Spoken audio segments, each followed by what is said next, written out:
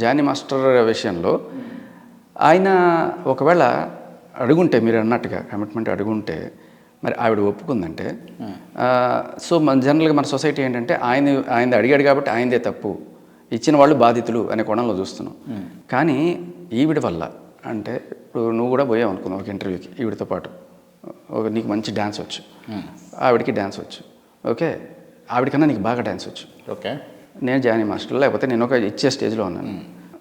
ఏంటంటే sir super స్టెప్లు వేసేవారు, ఏమంటే సార్ నేను గెస్ట్ హౌస్కి వచ్చి స్టెప్లు వేస్తాను సార్ అంతే. గెస్ట్ హౌస్కి వచ్చి లేకపోతే అది మీకు అర్థమైంది కదా నేను చెప్పిన మాట, నువ్వు బాగా అయిపోయి పక్కన ఆడుకో, మీరు రామ్మ మీరు అద్భుతంగా డ్యాన్స్ చేస్తారన్నప్పుడు ఆ అమ్మాయి ఒకవేళ నేను అడిగినా లేకపోతే ఆ అమ్మాయి ఆఫర్ చేసినా ఇక్కడ జరిగిన నష్టం నీకు అర్థమవుతుందా. సో మనం ఇన్నాళ్ళు కూడా వీడు నీచుడు, వీడు కమిట్మెంట్లు అడుగుతాడు, కమిట్మెంట్లు అడిగేవాడు ఎంత నీచుడు, కమిట్మెంట్ ఇవ్వాలి ఇచ్చి కెరీర్ నిలబెట్టుకోవాలి అనుకునేది వ్యభిచారంతో సమానం. పచ్చిగా చెప్తున్నా. ఎందుకంటే ఒక కొంప కూల్చి ఒకటి జీవితం అంటే నువ్వు డిజర్వింగ్ క్యాండిడేట్, నీ జీవితం నీ కెరీర్ మీద ఒక కాలు తొక్కి ఆవిడ సౌధాన్ని నిర్మించుకుంటుంది. ఇది ఎంత తప్పు, ఇది కూడా అంతే తప్పు అనేది మనం చెప్పట్లేదు సొసైటీకి. ఓకే, ఇది చెప్పాలి.